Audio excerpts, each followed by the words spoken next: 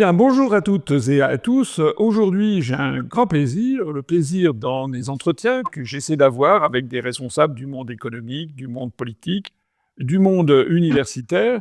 J'ai le grand plaisir de recevoir une personnalité qui est à la fois connue et qui est controversée. Controversée parce qu'elle est atypique, parce qu'elle a des idées tout à fait, elle a eu et elle a des idées tout à fait révolutionnaires et qui ont fait qu'il s'est heurté à beaucoup d'intérêts, et notamment à l'établissement scientifique français. Je veux parler de Jean-Pierre Petit. Jean-Pierre Petit qui est connu, qui va se présenter. Justement, l'entretien est là pour lui poser des questions. Je me fais votre interprète pour lui poser un certain nombre de questions pour qu'on connaisse mieux un petit peu à la fois qui il est et puis tout ce qu'il a pu apporter. Je voudrais préciser d'abord merci Jean-Pierre Petit d'avoir accepté cet entretien. Merci à Merci vous. aussi. Alors, on le fait en téléconférence parce que vous êtes dans le sud de la France et je suis à Paris. Jean-Pierre Petit, je révèle quelque chose qui est sur Internet. Vous avez 87 ans et je vous félicite de cet âge puisque vous êtes en pleine forme intellectuelle. Vous êtes la preuve, justement, eh bien, que peut-être que l'espace-temps a moins de prise sur vous que sur d'autres personnes. Voilà. Et puis, je voudrais dire en préambule, parce que j'ai vu que vous avez mis votre badge, vous avez adhéré à l'UPR et nous vous en sommes très, très reconnaissants. Et vous, comme vous l'affichez vous-même avec le badge, je voulais le dire tout de suite. Alors, bonjour Jean-Pierre Petit. Bonjour François, bonjour.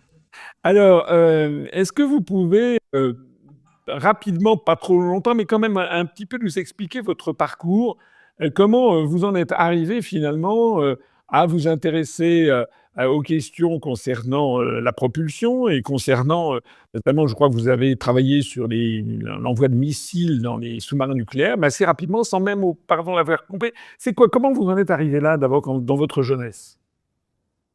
Ben oui, il y a toute une trajectoire. D'abord, la première chose, c'est que je suis issu d'une famille pauvre. Donc, a priori, mon horizon était assez pénible. Mais j'ai quand même eu une chance, et ça, je tiens à le préciser. Nous vivons en France, donc j'ai été boursier et j'ai pu suivre des études de qualité en étant ingénieur à l'école supérieure d'aéronautique. Et c'est vrai que quand j'allais aux États-Unis, j'étais très étonné de savoir que là-bas, les études étaient payantes, que les gens devaient faire des emprunts, qu'ils devaient rembourser ensuite, etc. Alors que moi, j'ai eu cette chance. Bon. Alors j'ai donc fait ces études à l'école supérieure d'aéronautique, mais finalement, j'avais une double vie au sens où j'étais devenu aussi graveur, lithographe, peintre, etc. J'ai vendu des milliers de mes œuvres. Ces jours-ci, il y avait un internaute qui me disait: j'ai hérité de ma mère ce tableau, il est signé Jean-Pierre Petit, est-ce que c'est de vous? Oui, oui, bien sûr. Donc, disons que j'avais amélioré un peu ma condition de vie en vendant des tas de choses. Quand j'étais adolescent, je partais avec mon carton à dessin, les poches vides, mais je gagnais de quoi vivre pendant mes trajets, quoi. C'est tout. Je me suis baladé partout en Europe et à chaque fois, je pouvais payer mon vivre et mon couvert, voilà. Donc, ce qui fait qu'après avoir fait ces études d'ingénieur, ma foi, j'étais quand même assez fantaisiste, assez ouvert sur des tas de choses. Et le fait de me retrouver ce qu'on avait dans une boîte d'ingénieur, ça m'a fait un peu peur, quoi. Je vous Donc, interromps, je vous interromps. On pourrait dire qu'il y a un petit côté Léonard de Vinci chez vous alors, qui était à la fois artiste et puis, très en avance sur son temps. Il a inventé des tas de choses. Enfin, il a inventé le concept comme, l'hélicoptère par exemple et ce genre de choses ou le char d'assaut. mais vous savez, je suis simplement un homme du 19e siècle ou du 18e, parce qu'à l'époque, on n'était pas seulement chercheur, on était chercheur, médecin, écrivain, musicien, on était plein de choses. C'est maintenant qu'on a l'impression qu'il faut absolument se concentrer dans quelque chose. Alors pendant un moment, bon, j'ai essayé de vivre de ma plume, de vivre de mes dessins, j'étais lithographe, mais ça ne marchait pas très fort. Alors finalement, comme j'avais femme et enfant, eh bien, j'étais obligé de prendre un emploi. Alors, comme j'étais très sportif, que j'aimais le ski, l'escalade, le vol à voile, des tas de choses comme ça, bon, le sud, ça s'imposait. Alors j'ai pris le premier travail qui se présentait et c'était un travail à la Société de la propulsion par réaction. Et là, effectivement, c'est en arrivant que j'ai réalisé que je travaillais sur la mise au point des propulseurs de sous-marins nucléaires. Donc c'était pas vraiment devant ma tasse de thé. Et là, j'ai eu la chance d'avoir une opportunité de rentrer dans un institut du CNRS, l'Institut de mécanique des fluides, où ils cherchaient un ingénieur de recherche pour un projet qui était finalement qui déconcertait un peu les gens. C'était de la MHD, de la magnéto-hydrodynamique. Alors, ma foi, quand je suis arrivé là-bas, c'était assez amusant parce que les chercheurs du coin, ils avaient récupéré ce contrat, ils ne savaient pas très bien de quoi il s'agissait. Et c'est là que je me suis lancé là-dedans, je me suis aperçu que c'était un problème qui se situait non pas dans un espace à quelle dimension, mais à 7. Un truc relativiste, simplement, c'est un espace position et vitesse. Bon, mais simplement, on pourrait dire que ma carrière de chercheur, elle a ceci de commun permanent, c'est qu'on ne fait de bonnes expériences que si on a la théorie qui va avec. Et là, je me suis lancé là-dedans, j'ai trouvé ça passionnant. Il y a des mathématiques très, très étonnantes là-dedans. Et alors, grâce à ça, j'ai pu faire des tas de calculs d'une expérience. Et c'est vrai qu'on me demandait de faire fonctionner un générateur MHD électrique qui sortait des mégawatts. Hein. Et ceci avec deux températures, avec une température gaz et une température électronique. Alors, ça peut paraître bizarre, mais quand vous avez un tube fluorescent, quand vous mettez la main dessus, ça ne brûle pas. Autrement dit, le gaz est froid. Par contre, les électrons sont à des milliers de degrés, vous voyez. Donc, on essayait de faire la même chose et ça paraissait très problématique parce qu'il y avait un Russe qui s'appelle Velikov, que j'ai connu par la suite, qui est devenu vice-président de l'Académie des sciences de l'Union soviétique et qui avait prévu qu'il y avait une instabilité épouvantable. Et moi, j'ai trouvé un moyen mathématique de trouver des conditions dans lesquelles on arrivait à prendre cette instabilité de vitesse et disons qu'il y a eu une matinée. Et tout s'est fait en une matinée. Ça a marché le premier essai. C'est extraordinaire. Et ça m'est arrivé plusieurs fois d'avoir des idées de recherche sophistiquées et que ça fonctionne au premier essai. Et ça ne se produit que quand on maîtrise l'aspect théorique totalement, quoi.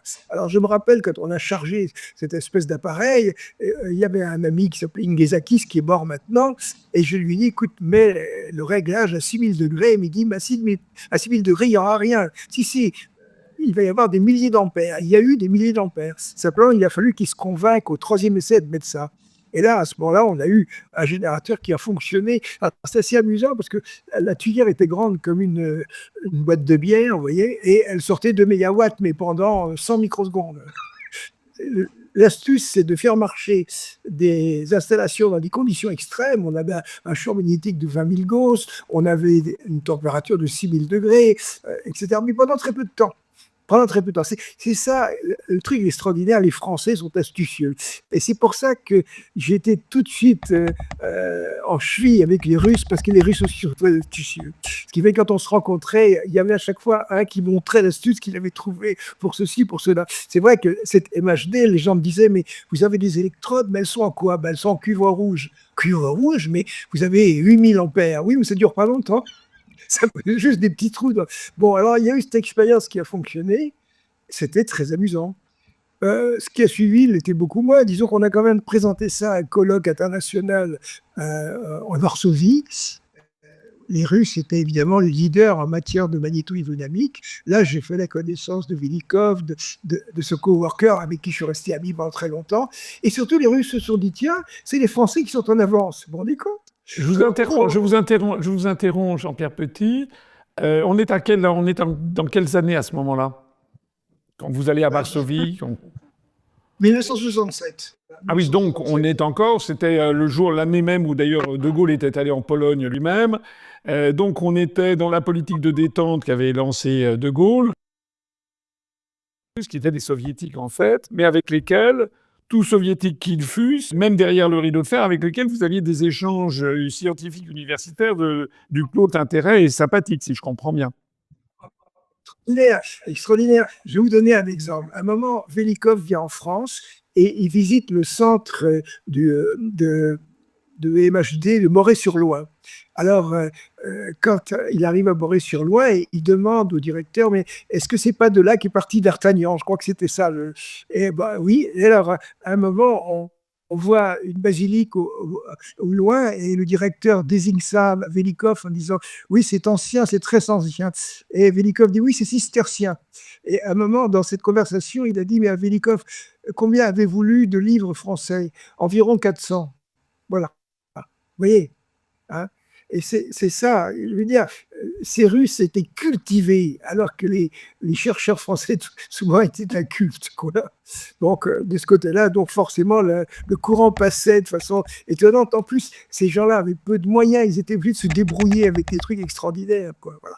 Bon, alors il y a eu ce congrès en France, donc à Marseille, et ma foi, les choses ne se sont pas passées comme on aurait pu le souhaiter, parce que vous avez une chose qui est en France, vous avez une élite politique qui gère le pays. Mais là, on a une élite scientifique qui gère le pays aussi. Alors, par exemple, quand on prend l'ENA, il n'y a pas que des gens malhonnêtes dans l'ENA, il n'y a pas que des imbéciles, il y a aussi des gens brillants, etc. Mais il y a aussi une belle collection de fripons, quoi. Et alors, quand vous prenez la France, eh bien, vous avez Normal Sup et Polytechnique. Bon, il y a des gens brillants à Normal Sup et Polytechnique, mais il y a aussi beaucoup de caciques qui tiennent toutes les choses et qui ne sont pas compétents. Alors ça, c'est terrible. Alors donc, alors que c'était MHD, alors ce qui se passait aussi, c'est que le CEA... Je vous interromps. Comme vous n'étiez donc pas, n'ayant fait ni Normal Sup, ni Polytechnique, on vous toisait de haut un peu, c'est ça? Oui, mais on ne toisait même pas du tout. Oui, nous sommes totalement inexistants par rapport à cette... C'est extraordinaire. Alors, le truc, c'est que au CEA, à Fontenay-aux-Montres, on avait construit une installation qui s'appelait Typhée. Alors, vous savez que Typhée est un géant de la mythologie grecque, qui est le dieu des tempêtes. Et en fait, Typhée n'a jamais fait un pet de lapin, quoi. C'est terrible. Donc, ce truc avait coûté une fortune. Il y avait des centaines de personnes. Et moi, j'étais tout seul avec un technicien. Je sortais des mégawatts et Typhée ne sortait rien du tout. Alors, vous voyez, peut-être que ça a joué une chose pareille, parce qu'on ne peut pas réussir quand les autres ont échoué. Alors, la MHD française a coulé et le petit laboratoire de Marseille est parti dans le tourbillon, quoi. Et moi, j'étais là en train de dire, mais vous savez, moi, ça marche, j'ai trouvé des choses. Et je me rappelle, j'ai des dîners. Donc, qu'est-ce qui a été décidé? Eh bien, que la vestibule mécanique des fluides allait se recycler et devenir un laboratoire de laser pour essayer de mettre au point des lasers de puissance pour les militaires. Mais c'était MHD, on n'en parlait plus. Voilà. Et la MHD, je vous interromps, la MHD, Jean-Pierre Petit, dans le cadre de vos recherches, vous êtes approché, si j'ai bien compris, de l'idée de comment surmonter les ondes de choc, en fait. C'est bien ça. Et qui bloque, en fait, la pensée dominante, c'était qu'on ne pouvait pas, que pour augmenter la vitesse, plus on se heurtait à des ondes de choc qui empêchaient d'aller plus loin. J'essaie de me faire grand public. Je ne me trompe pas quand je dis ça, alors que vous pouviez trouver peut-être un projet qui permettait de surmonter ça. Mais c'était quelque chose de complètement secondaire. Au départ, on cherchait à produire de l'électricité. Et en produisant de l'électricité, on avait un plasma qui arrivait à 3 km/s dans une tuyère. Et en sortant de l'électricité, on le ralentissait. Et en le ralentissant, sur les clichés, on voyait qu'on avait une onde de choc. Et simplement, je me suis dit, tiens, c'est curieux. Si on arrive à fabriquer une onde de choc avec des forces électromagnétiques, peut-être qu'on peut arriver à agir sur ces ondes pour les enlever. Vous voyez, c'est tout. Ah, d'accord. C'est ça l'origine. Voilà, l'origine, c'est un fait expérimental évident, quoi. Et je me rappelle, j'avais un cendrier, je me suis dit, si j'ai assez d'énergie pour poser le cendrier, je vais aussi l'enlever, quoi, c'est tout. Voilà. Après, bon. Alors, donc, la question, c'est que cette MHD française partait complètement en miettes. Et là, je me rappelle, je me trouvais devant cette machine que j'avais fabriquée. D'ailleurs, on essaiera de montrer une photo ou deux de ces choses-là. C'est quand même assez impressionnant. Je me suis dit, bon, ben, j'ai travaillé pour rien, je ne peux pas l'emmener sous mon bras. Et si je veux à ce moment-là, avoir des travaux intéressants et que ce soit suivi, il faut que je devienne théoricien. Il n'y a que le papier-crayon. En France, si vous voulez avoir une politique de recherche personnelle qui tienne debout, il faut être théoricien. Sinon, vous êtes à la merci des changements de politique, des changements de ceci, des changements de cela. Alors après, bon, bah, rester avec des fluides, ça ne m'intéressait plus, les lasers non plus. Je me suis dit, bon, bah, j'ai quelques éléments de mathématiques, je vais les appliquer à autre chose. Alors là, je dirais que dans ma carrière, j'ai eu des rencontres marquantes. J'ai eu une rencontre avec André Lichner-Horowitz, académicien et mathématicien, un grand seigneur de la science, un type formidable. Ça n'existe plus, des gens comme ça maintenant. Après, vous savez que j'ai eu Jean-Marie Souriau, j'ai rencontré Bernard Morin, j'ai rencontré Grothendieck. À chaque fois, avec ces gens-là, le courant passait à haute intensité, il n'y avait aucun problème. Par contre, avec des gens ordinaires, je suis très mal à l'aise. Bon, alors donc, je suis rentré à l'Observatoire de Marseille. Et là, si je rentrais là-bas, c'est parce qu'il y avait un garçon qui a fait Polytechnique, qui était aussi très brillant et très jeune, c'était Guy Bonnet, qui était astronome et qui était intéressé par ces questions théoriques. Et on avait commencé à travailler ensemble, on avait fait 2-3 papiers ensemble. Alors je me disais, ça y est, j'ai trouvé mon bonheur. Malheureusement, Bonnet, tout d'un coup, est parti diriger à l'Observatoire de Lyon. Et moi, je ne pouvais pas le suivre à Lyon. Donc je suis resté tout seul à l'Observatoire de Marseille, au milieu des observateurs, vous voyez, alors que j'étais théoricien. Alors à ce moment-là, ça m'a fait rencontrer le mathématicien Morin, j'ai travaillé sur le retournement de la sphère, etc., etc. Et puis quand même, cette idée de suppression d'onde de choc continuait à me tourner un petit peu en tête. Donc j'ai essayé, alors c'est une histoire assez compliquée, on va essayer de la compacter. Disons qu'on pourrait dire que la partie la plus importante, c'est lorsque j'ai rencontré Papon, qui était directeur général du CNRS. Alors, il y a des directeurs généraux du CNRS, sont des gens intelligents et gentils et tout ça. Donc, quand je l'ai rencontré, j'avais même installé un laboratoire de fortune dans une chambre de bonne d'Aix-en-Provence, qui était équipé en micro-ondes. Quand je faisais marcher mon appareillage, les télévisions autour de moi se mettaient à déconner. Incroyable. J'essayais de faire passer inaperçu. Bon, non, mais vous voyez, ma carrière de recherche, c'est vraiment un retour vers le futur de Spielberg. Spielberg pourrait faire un film absolument complètement là-dedans. C'est hors bon. Et alors, dans cette installation de fortune, j'ai utilisé une cloche à vis qui servait à illuminer les miroirs, et j'ai fait des expériences de MHD en basse pression. Et cette basse pression, eh bien, il se trouve que c'est la pression qui règne dans les hautes altitudes où fonctionnent les missiles hypersoniques russes. Donc, dire que c'était des petites expériences comme ça de quantable, oui, mais conceptuellement, c'était important. Et c'est là que j'ai eu une idée mathématique de suppression de l'instabilité du Belikov, et ça a fonctionné également au premier essai, pas de problème. Alors là, ma vie professionnelle est tellement pleine de rebondissements, ils vont essayer de simplifier. Disons que je suis allé à plusieurs colloques scientifiques en Russie, mais j'ai dû y aller à mes frais. Je me rappelle, un jour, je suis allé à Moscou avec un voyage organisé par Loisirs Vacances Jeunesse, quoi.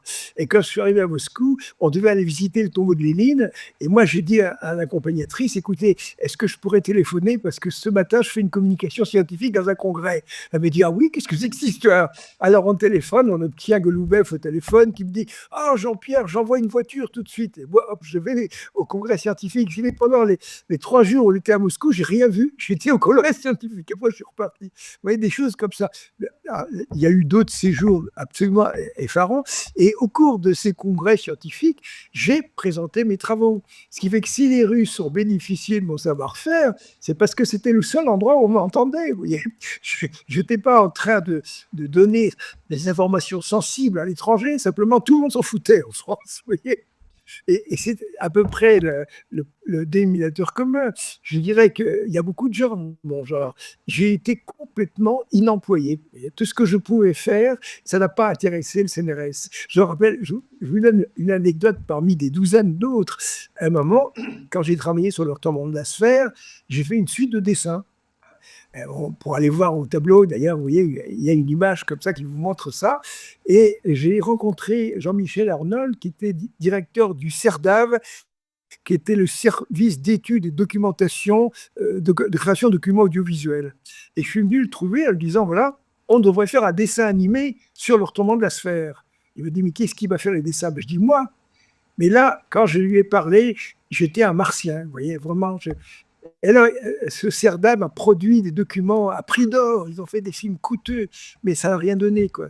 C'est fou. Je me rappelle même que le CNRS a organisé un stage de formation à l'audiovisuel.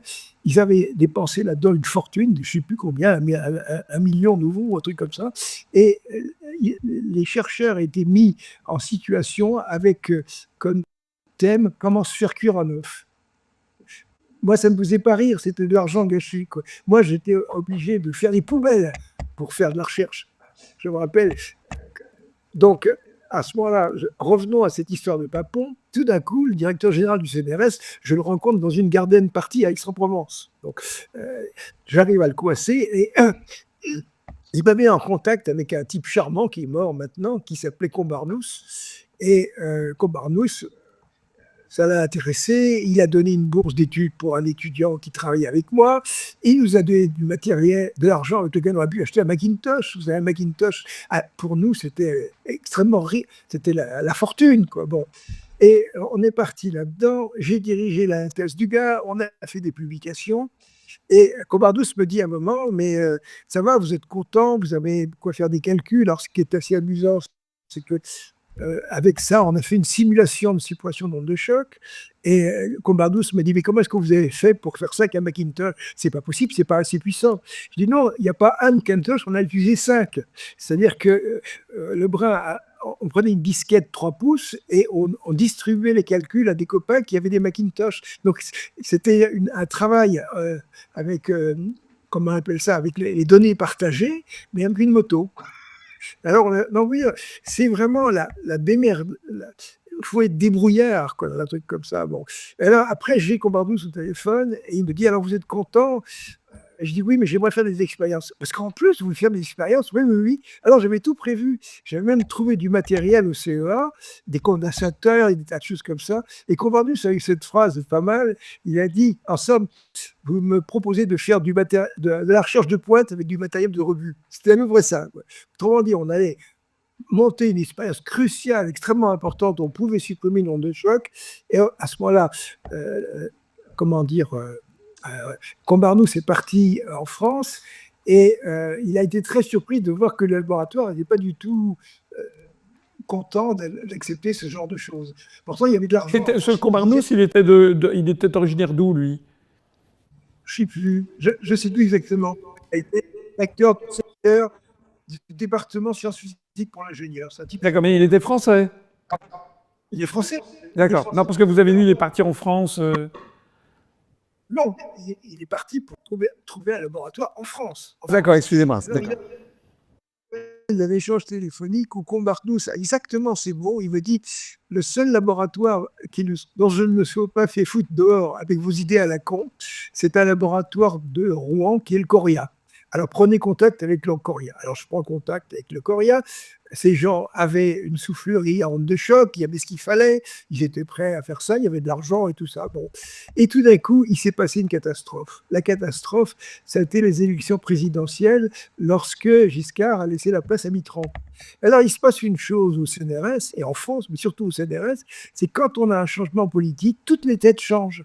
Papon a disparu, Combarnous aussi. Papon a été remplacé par Feneuil, qui était un ancien responsable des Ciments Lafarge. On s'est dit, il a travaillé dans le ciment, ma foi c'est de la gestion, le CNRS marchera très bien. En fait, le CNRS géré par Feneuil, c'était une catastrophe. D'accord, quoi. Et le remplacement de Combarnous, c'était pareil. Donc tout ça, ça a été le gâchis. Si vous voulez, moi, je suis la personnalisation du gâchis français. Moi, c'est pas pour moi, parce que, vous savez, moi, j'ai j'ai la bande dessinée, j'ai des tas de choses comme ça. Et vous avez vu que j'ai fait des travaux en égyptologie, quoi. J'ai toujours une porte de sortie pour arriver. Je vois par exemple que le pauvre Boltzmann s'était suicidé. Moi, je ne me suicide pas. Je m'aère un peu et c'est comme ça va mieux, quoi, c'est tout. Mais autrement, c'est un gâchis complet. Et ça me rend triste pour le pays que j'aime, qui est la France. Ça me rend triste pour les Français et pour les citoyens français. Quand je vois François Asselineau, je dis, oh, lui aussi se bat. Et en fait, moi, j'ai imaginé un mot qui pourrait faire date, c'est l'effet Asselineau. Et l'effet Asselineau, moi aussi, j'ai été victime de l'effet Asselineau. C'est-à-dire que quand on a quelque chose de dérangeant et quelque chose de réellement novateur, ça ne passe pas. Alors même, je vais vous donner un exemple, c'est qu'une année, un type arrive et il avait mon dossier CNRS. Et je lui dis, est-ce que je peux le consulter? Oui.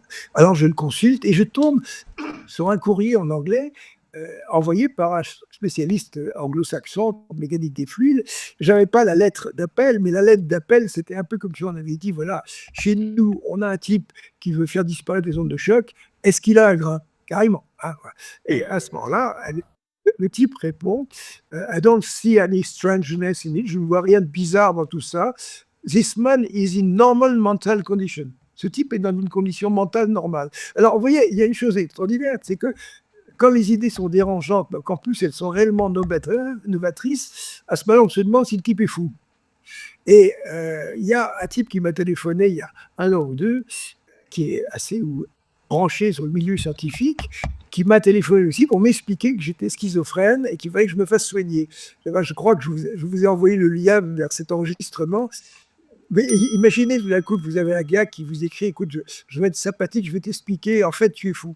Alors, j'ai trouvé ça amusant. Avec ma femme, on s'est mis à l'écoute. Avec son téléphone, elle a pu l'enregistrer. Et moi, j'ai fait l'imbécile. J'ai dit: ah bon, tu penses que je suis schizophrène? Mais oui, oui, oui. Alors, il m'a donné un psychiatre. Non, mais vous voyez. Et alors, ce qui est terrible, vous voyez, c'est que vous savez que j'ai des problèmes avec un académicien qui s'appelle Thibaut Damour. Et dans cette échange téléphonique, le type cite cette situation en disant: Damour a commencé par montrer que tu avais fait une erreur, alors tu as répondu, et maintenant il te répond, tu lui envoies une deuxième erreur, et il a compris qu'il ne peut pas perdre son temps avec un type qui a un problème mental. Oui. Donc, on peut se poser la question. Moi, je me pose carrément la question: combien de personnalités du monde scientifique pensent que j'ai un gras? Je ne sais pas. C'est beaucoup. Moi, pas, mais le fait d'être ouvert à des tas de choses, ça ne me paraît pas un signe de maladie mentale. Voilà, vous avez un petit peu... Alors, effectivement, je comprends, je compatis à votre situation. Vous avez mentionné l'effet Asselineau. Je me heurte, alors toute proportion gardée, mais je me heurte dans le monde politique exactement à la même chose, c'est-à-dire que, je l'ai souvent cité, un journaliste célèbre qui m'avait dit un jour, il y a quelques années: vous savez pourquoi vous n'êtes jamais invité à la télévision et à débattre sur les questions politiques, sur les questions européennes? Et il m'avait répondu: c'est parce qu'on... Non, j'avais dit non, je ne sais pas pourquoi. Il m'avait dit: c'est parce qu'on ne sait pas quoi vous répondre. Voilà. Ben, finalement, vous, si j'ai bien compris, c'est la même chose, en fait. Vous avez mis sur la table des projets extrêmement... des idées tout à fait novatrices, et en fait, les gens ne savaient pas quoi vous répondre, et donc ils vous ont répondu en gros: de toute façon, il n'est pas polytechnicien, il n'est pas normalien, etc. Donc c'est bon à acheter, et puis de toute façon, il est fou, quoi.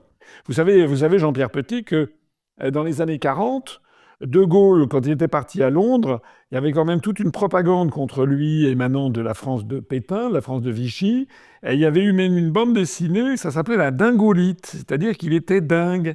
Voilà, parce que de Gaulle, il prétendait poursuivre le combat contre l'Allemagne hitlérienne alors que nous avions été battus. Et donc, il était présenté comme un dingue. Ça s'appelait la dingolite. Voilà. Alors, pour en revenir quand même à vos... Il y a quand même quelque chose, si j'ai bien compris, qui est quand même tragique, qui est même presque un crime contre la France. C'est que finalement, les Soviétiques ont fait leur miel de vos découvertes, de vos intuitions. Et eux, ils sont menés, ils ont prouvé au monde, il y a maintenant quelques années, et on le voit pendant la guerre en Ukraine, qu'eux, ils maîtrisent maintenant les missiles hyper véloces, hypersoniques, alors que nous, on en est encore à ramer. Est-ce que je simplifie à l'excès ou est-ce que c'est la vérité? Pas du tout, vous avez parfaitement raison. Alors, ce qui est extraordinaire, si vous voulez, c'est que ces missiles hypersoniques russes, ils sont confrontés à la stabilité de Velikov. Donc, si j'avais pas fait cette découverte dans cette chambre de bonne d'Aix-en-Provence, ça ne marcherait pas.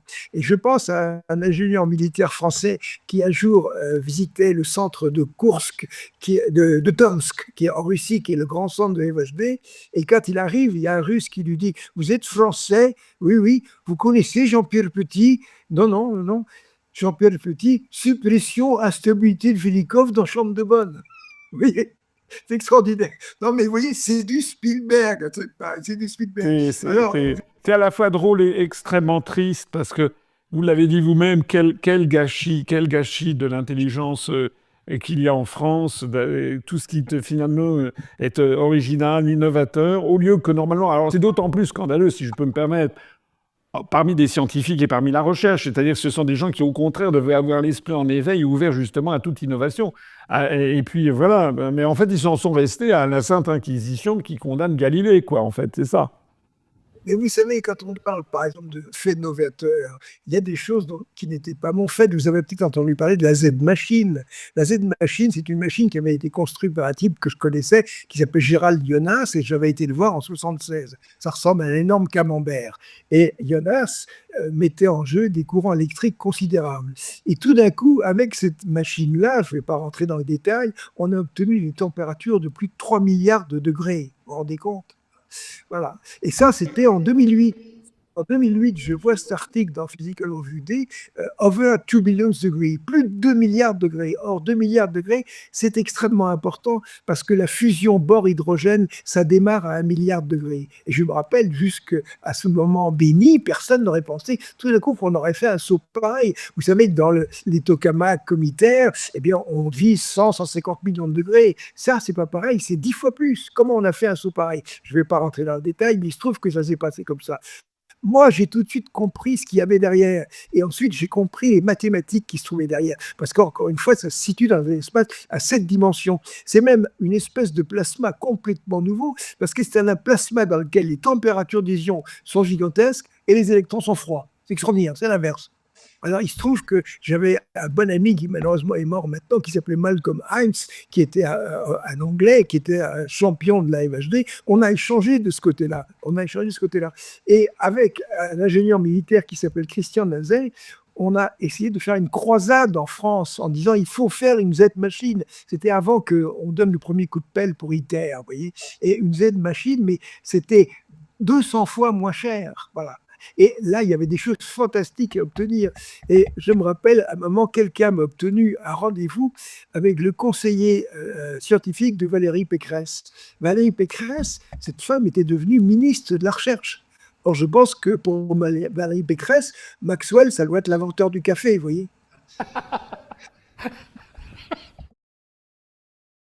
Voilà. C'est vrai que...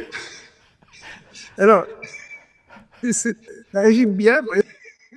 Alors, le truc, c'est que je me suis trouvé face à ce conseiller scientifique, et puis NASA a essayé de son côté, et le message est arrivé, faites-nous des bombes d'abord, vous entendez?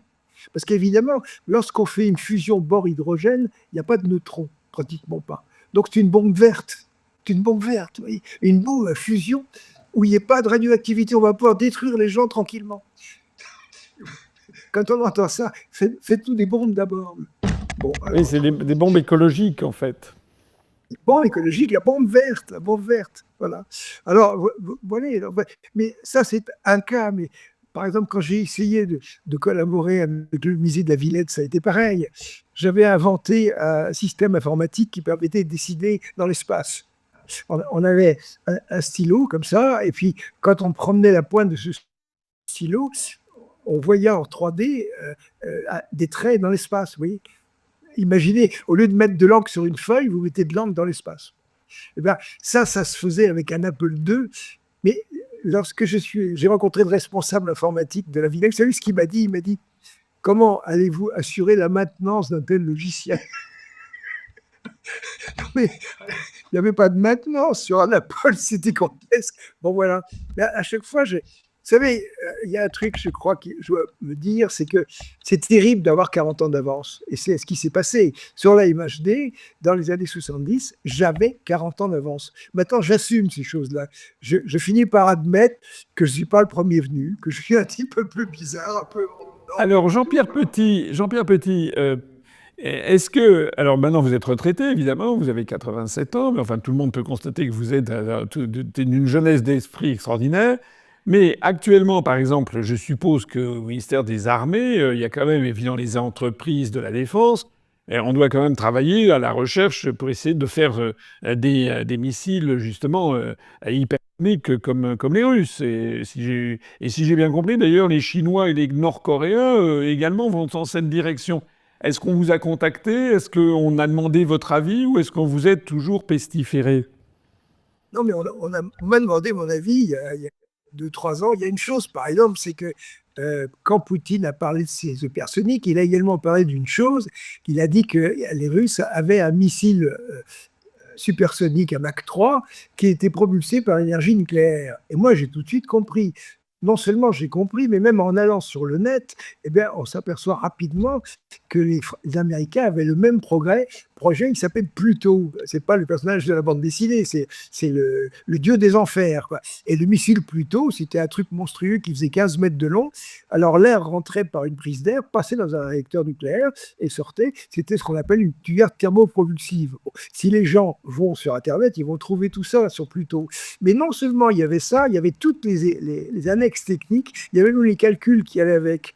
Donc, autrement dit, moi j'ai trouvé ça tout de suite et j'en ai parlé, mais pour les militaires, ils ont découvert tout ça. Bon. Alors, il y a une chose, c'est qu'à un moment, un de ces missiles russes a fait explosion sur son banc d'essai. Ça a entraîné des rejets radioactifs. Et comme ces rejets étaient très spécifiques par rapport au type de réacteur nucléaire qui était employé, les services secrets français ont mesuré ces retombées radioactives. Donc à ce moment-là, les gens se sont dit, tiens, Petit a raison, il y a quelque chose. Alors il y a un type qui est venu me voir, il est arrivé à la maison, il est arrivé à 11h du matin, il est parti à 6h du soir. Donc il est resté 7 heures chez moi. Et les autres lui avaient dit, ne va pas voir Petit, c'est un pestiféré. Non, non, pas du tout. On l'a très bien reçu, ma femme fait très bien la cuisine. Et il était ravi. Et alors, c'est drôle parce qu'il m'a dit, écoutez, on est à la ramasse, hein, et ce qu'on vous offre, c'est 3 000 € pour un petit rapport de 20 pages. Hein. Et j'ai rien dit. Alors, vous voyez, comme ça, j'ai l'air bavard, mais quand je me tais, c'est un piège là-dedans, parce que le type s'est dit, bon, il est d'accord. Alors, pendant 6 heures, ou même 7 heures de rang, il a créé toute une espèce d'organigramme, de rattrapage de MHD extraordinaire. Par exemple, il m'a demandé, est-ce que vous connaissez Bourguignon, qui avait dirigé... Bourguignon était un type qui a dirigé n'importe quoi. Donc, il aurait été capable de diriger la MHD. Donc, il y avait Bourguignon, puis il y avait toute une pyramide hiérarchique, et moi, je venais pour donner des cours. Puis finalement, à la fin de la journée, je lui ai dit, écoutez, j'aimerais bien vous rendre service, mais même si je vous fais ce petit rapport, ça servira à rien. Il y a une chose, c'est que vous avez vu ce que j'ai fait. J'ai fait de la MHD avec la bite et le couteau, comme on dit au CNRS. C'est-à-dire que j'ai fait ça comme Rutherford avait fait de la physique nucléaire avec une table en chêne et 3 bouts de ficelle, quoi. Bon, j'ai supprimé une vague d'étrave, j'ai fait des expériences dans de l'eau salée. Mais cette MHD par rapport à la MHD russe, c'est exactement le gap qu'il y a entre les expériences de Rutherford de 1905 et les réactions nucléaires. Autrement dit, qu'est-ce qu'il faudrait comme temps pour rattraper les Russes? 1000 personnes pendant 30 ans. Vous entendez? C'est un peu comme si vous venez, vous dites, voilà, il paraît qu'il y a des gens, ils ont un truc qu'ils appellent l'atome, pas très bien compris, la fission. Pourriez nous faire un petit topo de 20 pages sur la fission? Comment est-ce qu'on peut dégager du... Alors, comment est-ce qu'on pourrait rattraper les gens qui ont des réacteurs? Ben oui, 1000 personnes pendant 30 ans. C'est comme ça qu'on fabrique à d'arrache. Et ça, c'est vrai, c'est même pas la peine d'essayer. Donc, quand vous me dites que ces gens-là font des tentatives, c'est même pas la peine. C'est même pas la peine en plus. Je ne sais pas, jamais en France, il y a des questions qu'on se pose. Comment se fait-il qu'il y a des choses qui marchent? Surtout ça. Vous savez que j'ai fait une bande dessinée sur l'hélicoptère. Elle a été préfacée par un type épatant qui s'appelle Jean Boulet, qui est mort. Et Jean Boulet était un polytechnicien. Il a été au cœur de la création de cet engin extraordinaire qui s'appelle l'Alouette. Et vous vous rappelez qu'après la guerre, les Français, en utilisant le savoir-faire d'Allemands plutôt, ont été les premiers à mettre comment dire, un petit... un groupe autopropulseur différent et on était très élevés, et on est toujours en avance. Vous savez que les Américains ont acheté les hélicoptères français. Donc tout d'un coup, on tombe sur un truc qui marche. Vous dites, mais qu'est-ce qui s'est passé? Vous voyez, il y a des choses comme ça qui ont marché. Puis alors, quand il y a les bons polytechniciens, parce que c'était des polytechniciens, mais un type comme Boulet, c'était pas le premier venu. Puis en plus, c'était un pilote d'essai. Il est monté, je ne sais plus combien, à 9 ou 10 000 mètres avec son hélicoptère. C'est extraordinaire. Donc, ils avaient des couilles, nom de Dieu. Vous voyez, c'est le mot qui me convient, quoi. Et tout d'un coup, il y a des domaines où on a l'impression qu'on est face à des petits fonctionnaires. On a envie de leur dire, écoutez, rendormez-vous, je ne suis jamais venu, c'est pas la peine. Voilà. C'est un peu triste ce que vous dites. Alors maintenant, Jean-Pierre Petit, vous avez un autre combat, si j'ose dire, à part la MHD, c'est le modèle Janus de l'univers. Est-ce que vous pouvez nous parler, parce que ça c'est quelque chose de tout à fait révolutionnaire et qui vous vaut là aussi d'être considéré comme un fou. Alors, est-ce que vous pouvez me parler de votre vision de l'univers avec le modèle Janus? Bah, vous voyez, ça commence au milieu des années 80, justement au moment où la MAG est abandonnée. Donc à ce moment-là, la MAG est abandonnée, il voilà que je fasse autre chose. Alors, j'avais quelques petits outils de maths entre les mains. Je me suis dit, tiens, la relativité, c'est pas mal. Alors, je me suis plongé là-dedans. Et finalement, assez rapidement, j'ai conçu le premier modèle à vitesse de la lumière variable. Hein, voilà. Alors, ça a été publié dans Modern Physics Letters. C'est un sacrilège par rapport à la pensée d'Einstein, ça. Ouais, c'est même un truc beaucoup plus amusant que ça, c'est que comme j'avais été un peu dérangeant à l'observatoire. À l'époque, le directeur de l'observatoire était devenu Lequeux. J'étais très copain avec les précédents. Et Lequeux, tout d'un coup... alors, ce qui s'est passé, c'est que quand j'ai démissionné du projet Rouen, parce que le projet Rouen, c'était un contrat de recherche dans lequel j'étais censé tout faire, mais je n'étais pas présent. Hein, voilà. Et je me rappelle, quand je suis allé au Coria, il y avait un responsable à qui le directeur demandait « Qu'est-ce que tu penses de ce montage ?» Il y a eu cette phrase merveilleuse, ça, je me souviendrai ça toute ma vie, « Le bateau coule normalement ». Donc, le bateau a coulé normalement. Alors, dans ce truc-là, il n'y avait pas de frais de déplacement. Je ne sais pas comment je pouvais venir là-bas. Mon étudiant, il avait fait une thèse doctorat, mais ça n'intéressait personne. Donc, moi, j'ai demandé une bourse de l'armée pour lui, pour qu'on puisse travailler. La réponse, elle était négative, alors j'ai démissionné. Et comme j'ai démissionné, le bateau a coulé normalement. Les recherches de l'étudiant ont explosé, par exemple, à Rouen. Il y a des choses comme ça, parce qu'il n'y avait pas que l'aspect scientifique, il y avait l'aspect technologique. Moi, j'étais aussi un ingénieur de terrain, je savais ce que je faisais. Donc, tout ça s'est effondré, le bateau a coulé complètement. Et puis alors, à ce moment-là, les militaires n'étaient pas contents. Donc, ils ont demandé au CNRS de me livrer pieds et poiliers. Vous voyez. Et à ce moment-là, moi, j'ai reçu une lettre disant « Je mets fin à votre affectation à l'Observatoire de Marseille. Vous serez désormais géré comme chercheur isolé. » Et ça voulait dire que le coup suivant, on m'aurait dit, voilà, vous allez travailler dans tel laboratoire militaire, vous fermez votre gueule, sinon on vous fout dehors. Mais j'avais commencé à faire la cosmologie. Et là, j'ai réussi à passer un papier in extremis grâce à la pluie de Souriau, qui a dit à la revue, c'est solide. Donc, j'ai été exclu de l'observatoire, on est obligé de me remettre dedans. Non, mais c'est... Comme on dit, je crois que l'expression qui est bonne, j'ai senti le vent du boulet. C'est-à-dire que non seulement on laisse des gens comme moi sans moyens, mais éventuellement on essaye de les traiter avec le clout, quoi. Oui. Je me rappelle ce que m'avait dit un jour Gilbert Payan qui est mort, vous allez vous prendre des briques dans la gueule. Non, j'ai pas baissé pavillon, j'ai continué à faire ce que je devais faire, et ensuite j'ai été réintégré à l'Observatoire de Marseille et j'ai commencé ces travaux de cosmologie. Alors, vous pouvez imaginer que j'ai pas pu aller dans un colloque scientifique. C'est cher un colloque, il faut même payer 400 ou 500 euros pour s'inscrire, plus le voyage. Je me rappelle une année, on m'avait proposé 400 euros pour aller au Japon. Alors la secrétaire me dit, ah, qu'est-ce que vous décidez? Je pense que je vais acheter un dériveur et des boîtes de ronrons, et en partant maintenant à la voile, peut-être que j'aurai des... Non mais qu'est-ce qu'on fait? Ça coûtait même pas le prix aller à l'avion, oui. Et bon, voilà. Enfin donc, j'ai continué ces travaux de MHD, de cosmologie, et c'est passionnant. C'est passionnant, et ça repose sur un travail initial qui est celui du russe Sakharov. Andreï Sakharov. Alors Andreï Sakharov, je vous interromps, tout le monde ne le sait pas, les personnes qui ont plus de 40-50 ans le savent, mais les jeunes ne savent pas forcément qui était Andreï Sakharov, qui était un grand universitaire, un membre de l'Académie des sciences, qui était un scientifique très pointu, et qui était au sommet des honneurs dans la société soviétique, et puis d'un seul coup, il a commis un crime, c'est de ne pas penser comme les autres et de commencer à penser autrement sur les évolutions politiques du régime et d'avoir un regard critique sur l'Union soviétique et la construction du socialisme, ce qui fait que petit à petit, il a été considéré comme ce que l'on appelait en France un dissident, et il a été progressivement chassé de la nomenclature, il a été mis de côté, et puis il a été même renvoyé en dehors de Moscou.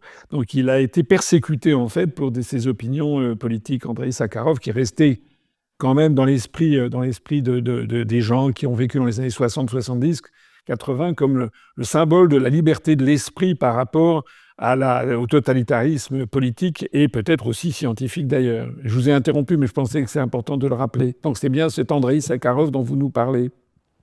Et oui, mais au départ, c'est ça qui lui a valu des ennuis. Sakharov est un homme qui avait travaillé dans la recherche militaire. D'abord, il faut savoir une chose, il a inventé la imagerie russe complètement, hein. Et Velikov était élève de Sakharov. Sakharov a fait des choses fantastiques au point de vue MHD. Et puis ensuite, vous savez, en Russie, quand des chercheurs avaient une grande classe comme ça, on les mettait directement sur des projets militaires, par exemple. Donc il a travaillé là-dessus et il est le père de la bombe à hydrogène russe. Et c'est là, tout d'un coup, que les Russes sont un pas en avant par rapport aux Américains, puisqu'ils ont été les premiers à faire fonctionner une bombe qu'on appelait une bombe sèche à l'hydrure de lithium, dans lequel l'explosif était solide. Alors que pour les Américains, c'était l'hydrogène deutérium liquide, c'était pas employable. Bon. Donc, il était extrêmement brillant de ce côté-là. Et c'est allé jusqu'au moment où on lui a demandé de fabriquer une bombe à hydrogène de 100 mégatonnes. Alors, vous avez la photo sur l'écran, parce qu'on la montrera, cette photo, les gens la connaissent. C'est ce qu'on appelle la Tsar Bomba. Hein, Explosé dans la péninsule de Nouvelle-Zambie, hein, je crois, au début des années 60, et qui serait capable de ravager toute la France avec 5 bombes. Enfin, c'est terrible, oui. Et le pire, c'est que c'est une bombe à 3 étages qui avait une puissance nominale de 100 mégatonnes et on l'a bridée à 60. Vous entendez?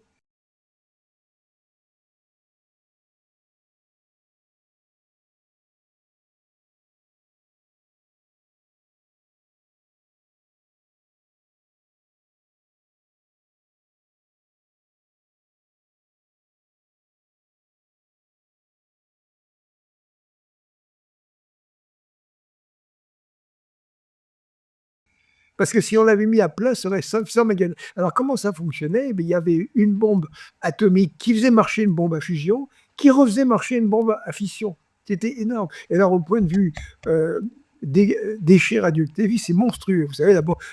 Et à ce moment-là, il s'est passé quelque chose dans la vie de Sakharov qui n'a jamais été totalement élucidé. Tout d'un coup, il s'est dit stop. Il a même écrit à ses responsables en disant écoutez, moi, j'ai travaillé pour défendre mon pays, je ne travaille pas pour détruire l'humanité. Alors là, j'ai calculé le nombre de cancers qu'on allait fabriquer avec cette bombe, c'est monstrueux, quoi. Donc j'arrête. Voilà. Et il a arrêté du jour au lendemain. Et il a dit je suis détenteur d'un grand nombre de secrets, mais je ne dirai jamais rien. C'est vrai. Alors c'est pour ça qu'il n'a jamais pu quitter l'Union soviétique, parce que Sakharov, c'était un secret militaire ambulant, quoi. Voilà. Et alors après, bon, c'est après qu'il s'est ouvert aussi aux questions politiques, hein, etc. Mais au départ, vous savez, il y a un type également qui était complètement contre ces recherches militaires, c'est Grothendieck, Alexandre Grothendieck. Mais moi aussi, c'est aussi ma position. Hein. Travailler pour des armes, c'est pas possible, c'est malsain, c'est pas bon, quoi. Et les gens disaient, mais comment se fait-il que tu étais en contact avec Grothendieck? Ben, simplement, c'est lui qui s'est mis en contact avec moi. Voilà. Et comme me disait Grothendieck, moi, je préférais être fusillé que de porter un uniforme. Voilà. Donc, il y a cette perception du caractère extrêmement dangereux des armes. Et actuellement, les gens ne se rendent pas compte. Quand ils parlent de l'emploi de bombes atomiques toxiques, ils ne se rendent pas compte, ils ne savent même pas ce que c'est. C'est effrayant, un truc pareil. On est vraiment face... Surtout, ce sont des gens qui ont peut-être 50 ans, ils n'en ont pas 80, ils ne savent pas ce qu'il y a eu avant, quoi. Vous savez, il y a une chose, par exemple, c'est que j'ai été très copain avec un type qui s'appelait Vladimir Alexandrov, qui avait fait un stage à Marseille. On avait sympathisé, après il était reparti. Et puis moi, j'ai toujours eu des contacts épistolaires avec les Russes. C'est très simple. Il suffisait d'envoyer des cartes postales où le texte pouvait être lu. Et à ce moment-là, le préposé qui lisait le texte ne faisait pas trop attention. Voilà. Donc j'avais des échanges comme ça, j'envoyais une lettre, la réponse arrivait 3 mois après. Et un jour, j'ai reçu un rapport d'Alexandrov. Il avait fait des calculs avec l'ordinateur de Moscou sur les conséquences d'une guerre nucléaire massive, et c'était le thème de l'hiver nucléaire. Et à ce moment-là, ce qu'on apercevait, c'est qu'une guerre nucléaire, eh bien, ça envoyait 1 million de tonnes de poussière dans l'atmosphère, et ça avait comme effet de couper complètement l'apport de lumière. Et la température baissait immédiatement de 10-15 degrés. En plus, les végétaux crèvent. Et si les végétaux crèvent, toute la chaîne alimentaire est rompue. Donc vous avez des conséquences. Mais c'est monstrueux ce qui se passe. Vous avez des bactéries qui vont se proliférer de façon absolument considérable. Donc, il a fait ceci et on s'est rencontrés à Moscou à un moment. Disons que moi, je lui ai signifié que je venais à un congrès, je crois que c'était en 83, quelque chose comme ça. Et on s'est rencontrés à l'époque et il m'a dit, tu sais, j'ai appris des choses absolument monstrueuses. Mais je dis, Vladimir, débarrasse-t'en immédiatement, sinon tu es un homme mort. Et il est mort. C'est-à-dire qu'il est venu faire des conférences, d'abord au Japon, ensuite il est allé à Rome, parce que je l'avais recommandé auprès du conseiller du pape. Alors, j'ai eu une lettre du Vatican, c'est amusant. Donc il est allé au Japon, puis au Vatican, puis ensuite il est allé à Madrid, et là il a disparu. Il doit être dans un bloc de béton. Oui, mais du jour au lendemain, on l'a effacé quoi, complètement. Voilà. C'est pour montrer qu'un chercheur disparaît et tout le monde s'en fout, quoi. Ça peut pas arriver à moi du jour au lendemain, comme ça. Voilà. Alors, vous voyez, donc revenons à, comment dire, à Sakharov, comment dire, Chronologie. à Sakharov. Sakharov, tout d'un coup, sort un papier fantastique en 67 en disant il n'y a pas un univers, mais il y en a deux. Dans le second, la flèche du temps va à l'envers. Et ça, si vous regardez dans l'actualité scientifique actuelle, vous avez un type comme Neil Turok, des gens comme ça, c'est une idée qui est dans l'air, justement, cette histoire du deuxième univers avec le temps qui va à l'envers. Alors, en ce moment, on peut se dire, mais qu'est-ce que c'est que ce temps qui va à l'envers? Moi, j'aurais dit, oui, passionnant. Et c'est là que Souriau va apporter la réponse. Alors, je ne vais pas rentrer dans le détail mathématique, mais Souriau, pour moi, c'est l'enchanteur Merlin. Quand je buguais le voir, j'avais l'impression de voir un alchimiste qui était en train de faire des choses. Il avait une sorte de creuset, alors il fabriquait des mathématiques, lui, la physique. Justement, Souriau s'intéressait à tout. C'était extraordinaire, un gars comme ça. Bon. Et là, disons que son apport énorme, c'est que qu'est-ce que c'est inverser le temps? C'est inverser l'énergie et la masse. Voilà. Autrement dit, cet univers avec le temps inverse, c'est un univers avec des masses négatives. Alors ensuite, bien, il y a une chose, c'est que la relativité générale ne supporte pas les masses négatives. Hein, j'ai expliqué ça dans une courte vidéo dont on pourra faire figurer l'adresse. Je crois que ça explique bien ça aux gens. Donc, autrement dit, si on veut mettre des masses négatives, il faut changer de vision géométrique du cosmos. Il faut changer d'équation. L'équation d'Einstein n'est plus suffisante. Il ne faut pas une équation, il en faut deux. Alors évidemment, tout ça, ça a été bricolé avec Souriau, avec surtout Grothendieck, et puis avec Morin, le mathématicien, parce que ça a l'aspect topologique complètement fantastique. Vous savez, par exemple, moi j'ai été à un moment enseignant aux Beaux-Arts d'Aix-en-Provence en sculpture. Et à ce moment-là, pendant un certain temps, on a fait des sculptures mathématiques. C'était très amusant. Et c'est là que j'ai trouver la description mathématique de la surface de Broglie, par exemple. Vous voyez. Donc, vous voyez, comment dire, l'imagination, elle est partout. Elle est entre vos mains, elle est dans vos yeux, elle est dans votre tête, elle est sur une feuille de papier, et elle est dans la sculpture, elle est avec des objets en fil de fer extraordinaires. Bon. Donc, tout ça, ça a donné le modèle Janus, et il y a eu quelques publications, et là, actuellement, je dirais qu'au mois de novembre, quand même, j'ai réussi à passer une publication de 24 pages qui est très complète. Mais il y en a d'autres qui sont à suivre. C'est passionnant, un truc comme ça. Alors, quelles sont les conséquences de ce modèle Janus? Donc, si je vous comprends bien, vous proposez une interprétation une conception de l'univers radicalement nouvelle, avec l'univers tel qu'on le connaît, et une espèce d'univers qui serait un univers en miroir, avec fait de tout l'inverse, l'antimatière, un temps qui va à rebours, etc. Et donc, il y aurait la coexistence de deux univers, c'est de ça qu'il s'agit? Ben, ils coexistent et puis ils interagissent. Si vous voulez, c'était un petit peu comme si je prenais une feuille de papier en disant il y a des objets sur le recto et des objets sur le verso. Vous voyez. Par exemple, si je mettais des aimants sur le dessus et des aimants sur le dessous, je pourrais les faire interagir comme ça. Donc, si vous voulez, cette masse négative, mais il y en a dans la pièce.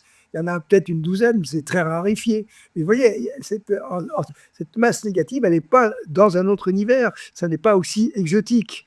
Maintenant, il y a une chose, c'est que ça répond à plein de problèmes. Alors, pour Sakharov, pour lui, il avait imaginé cet univers à deux pattes, justement pour l'histoire d'antimatière primordiale. On a un Big Bang et normalement, il devrait s'être formé autant de matière que d'antimatière. Or, là, nous sommes faits de matière, mais il devrait y avoir des anti-Jean-Pierre Petit et des anti-Astino quelque part, des masses. Et à ce moment-là, Sakharov avait donné cette réponse. Mais je me suis aperçu que ça apportait des réponses infiniment plus importantes. Et actuellement, on pourrait dire que l'heure est venue pour ce modèle Janus, parce que la cosmologie et l'astrophysique sont dans une crise majeure, vous le savez peut-être.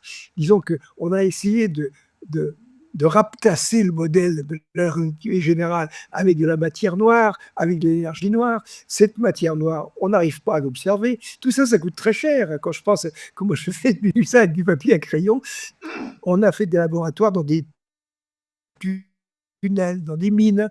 Et puis là, par exemple, le laboratoire le plus important, on utilisait du krypton en l'état liquide. Alors, 1 kilo de krypton, rien. 10 kilos, rien. 100 kilos, rien. 1 tonne, rien. 4 tonnes de krypton. Là, maintenant, après 20, 30 ans, les physiciens commencent à se dire peut-être qu'elle n'existe pas. Hein, c'est extraordinaire. Bon.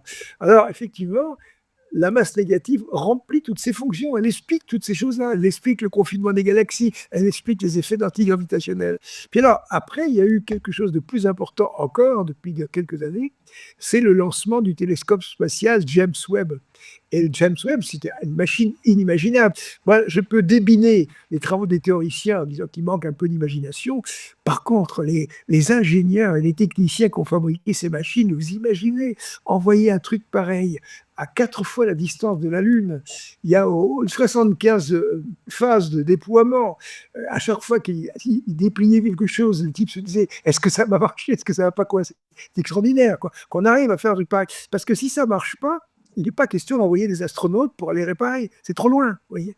Donc, ce truc-là a réussi à se mettre en marche, extraordinaire. Et il a un miroir qui est beaucoup plus grand que le miroir du télescope Hubble, mais aussi, il peut voir dans l'infrarouge. Hein.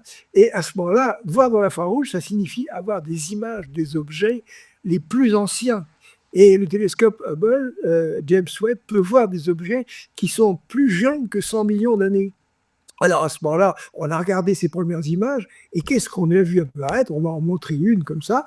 Eh bien, on a trouvé des galaxies spirales entièrement formées qui n'avaient que 500 millions d'années. Or, le modèle classique est incapable de fabriquer une galaxie avant au moins 1 milliard d'années. Que là, après, non seulement c'était 500 millions, mais 400 millions, mais 300 millions. Un jour, on arrivera à 100 millions d'années. Autrement dit, il y a cette naissance très précoce des galaxies, et le modèle standard est incapable d'expliquer ça. Ça, c'est grave. Il n'y a plus de solution. Même avec la matière noire, on n'y arrive plus. Donc, autrement dit, l'idée qui commence à se faire jour, il faut changer de modèle. Alors, à ce moment-là, ben, monsieur, voilà, moi, j'ai le modèle Janus. Voilà. Et le modèle Janus explique tout ça parce que cette naissance précoce des objets, mais c'était une prédiction depuis 30 ans. Hein, voilà. Et puis, maintenant, on sait aussi que le cosmos a une allure lacunaire. Disons que la matière s'agence un peu comme des bulles de savon lointives. Et au centre de ces bulles de savon, il y a des grands vides. Alors en 2017, tout d'un coup, on voit arriver un article de la française Hélène Courtois, Daniel Pomarède, Bram Tully, le Canadien, et un russe ou un Israélien, Yuli Hoffman, et on découvre un grand vide. Alors ce grand vide, il fait 100 millions d'années-lumière, il est à 600 millions d'années-lumière de distance. Et ce grand vide, non seulement il n'y a rien dedans, mais en plus il repousse les galaxies. Ben, ça, c'est une confirmation observationnelle. Au centre de ces galaxies, de ces grands vides, il y a un conglomérat de masse négative, répulsif.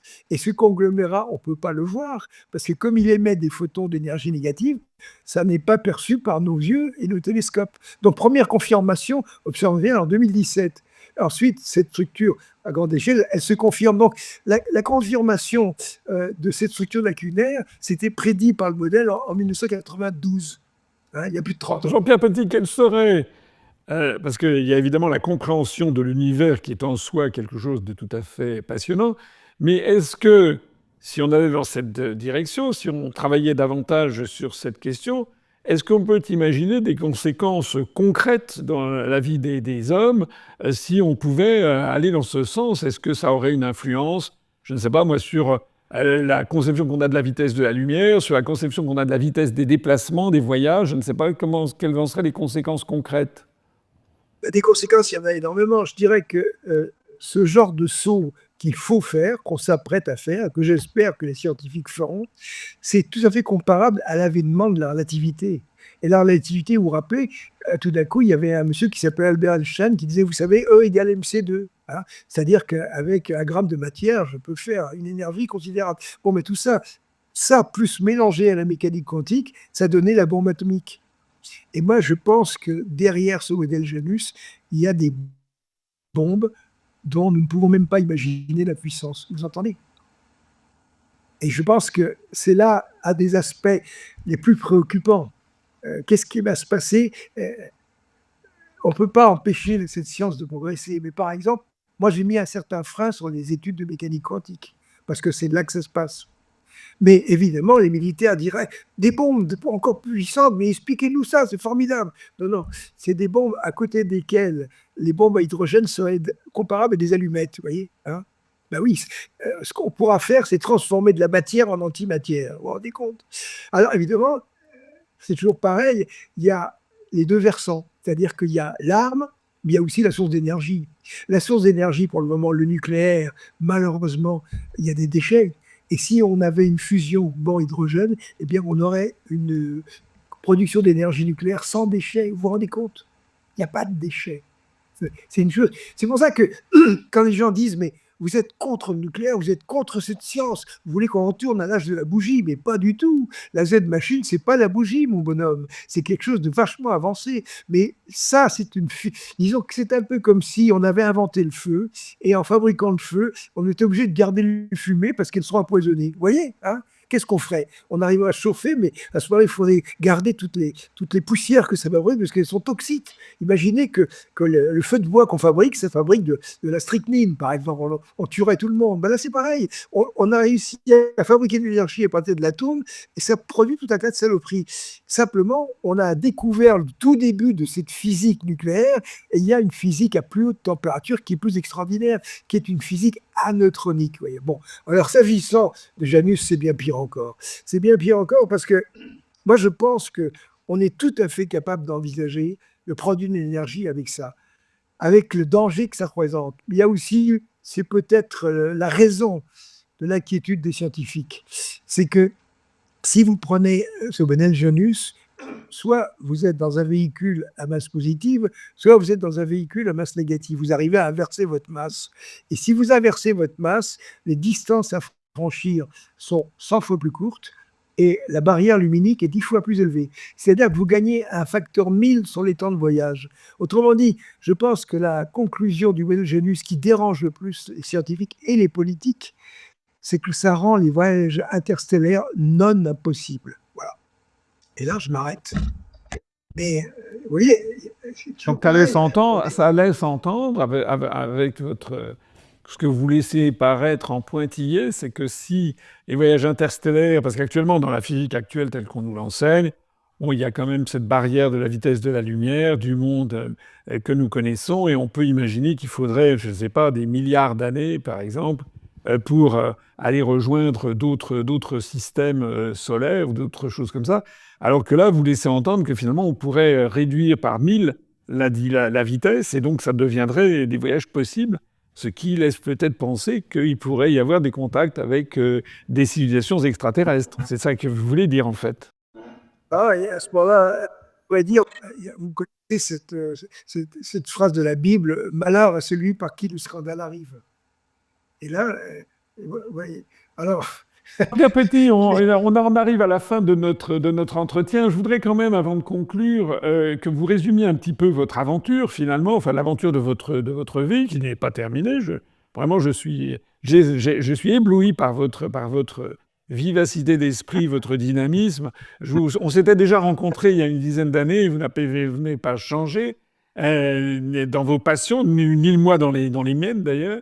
Il y a quand même quelque chose que je trouve un peu triste, hein, c'est que coup sur coup, là au cours des derniers jours que nous avons traversés, il y a eu un scandale avec un directeur de recherche du CNRS qui a fait un modèle qui s'appelle HelloQuitix, qui a donc inventé un modèle pour favoriser le fait que les gens doivent quitter l'application Twitter X d'Elon Musk pour aller sur une autre, tout en piquant d'ailleurs l'ensemble des contacts, c'est complètement illégal.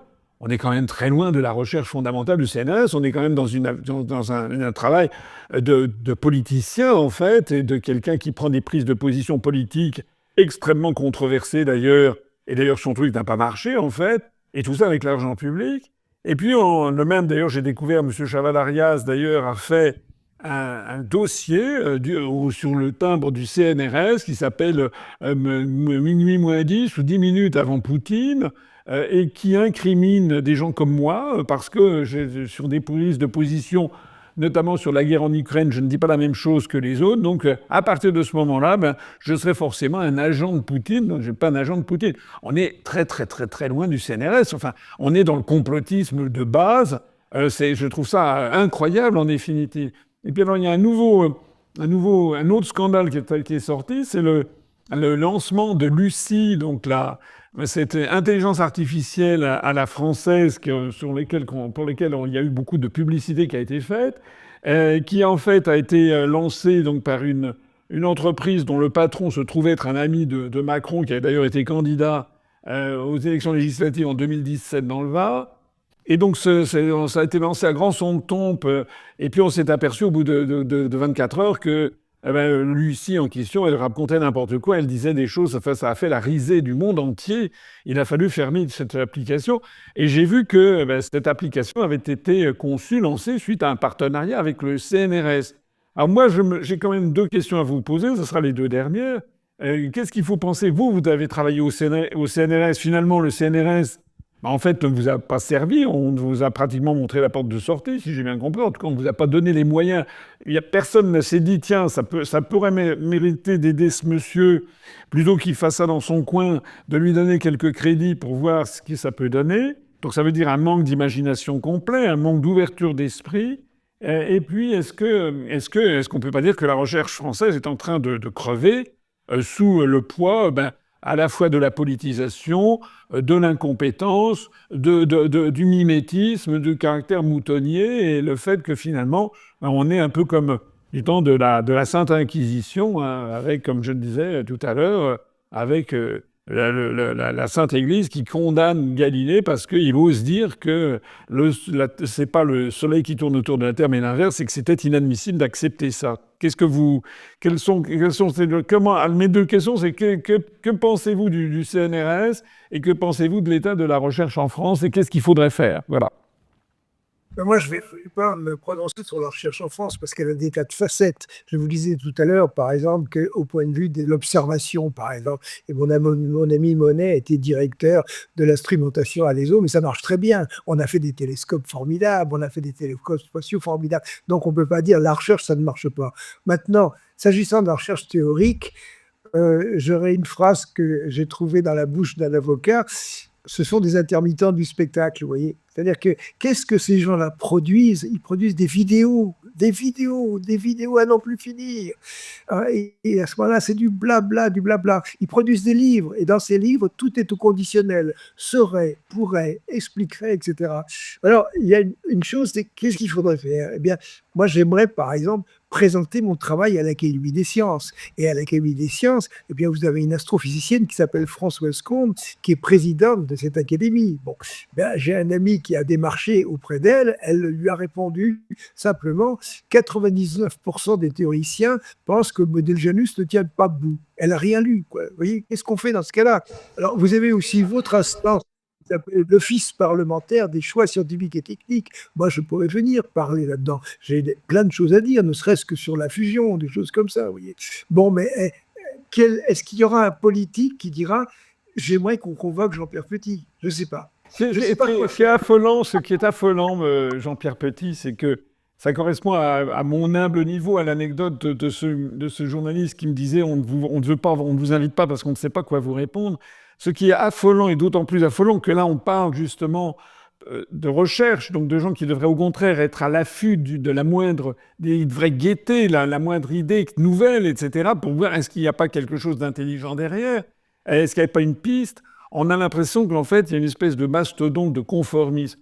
Lorsque la présidente de l'Académie des sciences fait savoir que, si j'ai bien compris, 99% des scientifiques considèrent que votre modèle Janus est faux, elle va dans les pas de ce que l'on nous explique aussi sur le réchauffement climatique d'origine anthropique, etc. C'est-à-dire que désormais, on est dans un univers où la science se voterait à la majorité. Mais moi, je rappelle qu'au temps de Galilée, à part Copernic et Galilée, tous les scientifiques du 16e, du début, fin 16e et début du 17e siècle, disaient tous que la Terre était au centre de l'univers. Et donc, si on avait fait voter les scientifiques au temps de Galilée, on sait d'ailleurs ce qui s'était passé. Galilée avait été condamné. Donc, l'idée que la science, la médecine, c'est pareil sur l'affaire de la Covid, des injections ARN, là, c'est pareil sur l'affaire du réchauffement climatique. Le fait même qu'on considère qu'il y a un consensus, donc taisez-vous parce que vous n'êtes pas dans le consensus, pour moi, c'est vraiment d'abord, c'est la sottise même. Et en plus de ça, c'est quand même un peu, je trouve, la fin d'une civilisation, parce que ce qu'a apporté la civilisation occidentale, notamment la française, au monde, c'est justement la faculté de douter. C'est Descartes. Hein, je pense donc je suis, c'est l'idée de tout remettre en doute, le doute cartésien. La méthode cartésienne, c'est justement de pouvoir douter. Et ça, une personne doit pouvoir douter. Alors, on a bien noté donc votre demande. Il faudrait que... Eh bien, on va lancer ici un appel, si vous voulez bien, tous ceux qui vous soutiennent. On va mettre ça à la fin. Il faudrait écrire à la présidente de l'Académie des sciences, d'une part, et puis à cette l'OPCST, Office parlementaire des choix scientifiques et techniques. Mais il faut savoir une chose, c'est que dans la réponse... On va tous écrire, on va dire, écoutez, voilà, il y a des gens qu'il faudrait, ça serait quand même votre devoir, que d'écouter sans a priori et sans œillet, pour voir éventuellement ce que c'est, puis qu'on puisse vous auditionner, après tout, enfin c'est quand même... Et puis voilà, si on vous prouve que vous avez tort, est-ce que vous reconnaîtrez que vous avez tort si on vous le prouve ? Bien sûr, mais ça n'est pas, c'est pas le cas. Mais vous voyez, la phrase que Françoise Combe a mis, ces gens sont l'opinion de ces gens. Vous voyez, c'est pas une opinion. Quand on publie des travaux dans des revues, un comité de lecture, c'est pas une opinion. Vous voyez. Alors il y a une chose, c'est que nous avons ceci en commun, Monsieur François Asselineau et moi. Moi, j'ai appelé ça l'effet Asselineau. Vous voyez, par exemple, parce que vous savez peut-être, par exemple, que j'ai écrit 35 bouquins en bande dessinée scientifique. Alors voilà le dernier, c'est Modèle Janus contre Science Noire. Bon, eh bien là, est-ce que vous avez déjà entendu parler dans les médias de cette collection? Il faut savoir qu'il y a 38 tomes, ils sont traduits en 40 langues. Alors qu'est-ce que j'ai fait? Bien, j'ai inventé quelque chose d'assez étonnant. Je les ai rendus téléchargeables gratuits. Et j'ai 600 000 lecteurs dans le monde entier. Et personne n'en parle. Ça, c'est l'effet Asselineau, vous voyez. Quand vous êtes dérangeant, vous devenez transparent, vous voyez. Nous sommes transparents. Exactement, nous sommes devenus de l'antimatière, peut-être, en fait. Pierre Petit, pour cet entretien qui était tout à fait passionnant. Écoutez, si vous me le permettez, quand je descendrai dans le sud de la France, j'essaierai de passer vous faire un petit coucou et peut-être poursuivre encore ces échanges qui sont avec vous tout à fait passionnants. Merci d'avoir bien voulu répondre à mes questions. Et puis, je pense que tous les gens qui nous suivent vont être tout à fait passionnés. Et puis, on va essayer de vous donner, à notre humble mesure, un petit coup de main pour qu'au moins on vous écoute. C'est quand même la moindre des choses. Vous ne demandez rien d'autre. C'est quand même normal que ce soit suivi des faits. Vous savez, je suis en train de gagner la partie, de toute façon. Je suis en train de gagner. Et l'émergence de ce modèle est inéluctable. Pourquoi? Parce que la science théorique à côté est en train de partir comme le Titanic, qui sont en train de couler complètement. Et le modèle Janus a toutes les confirmations observationnelles de la Terre. Voilà un modèle qui donne des explications pour tous les phénomènes et qui n'est en contradiction avec aucun phénomène observationnel. C'est le seul. Donc, je ne suis pas tellement inquiet. En tout cas, Non. juste ce que je voudrais... c'est que, monsieur Asselineau, vous avez mon soutien moral le plus complet. Hein. Vous savez que je peux comprendre ce que vous vivez, mais moi, je vous soutiens. Heureusement que vous existez, quoi. Merci beaucoup. Mais vous savez, je pense qu'on n'a pas finalement un point commun, vous et moi, effectivement, vous l'avez dit, c'est que je suis traité dans la sphère politique comme vous l'êtes dans la sphère scientifique. C'est exactement la même chose, en fait. C'est terrible, en fait. Merci Jean-Pierre Petit, et puis à bientôt peut-être, et merci beaucoup d'avoir accepté d'être mon invité pour répondre à toutes ces questions. Entendu, au revoir.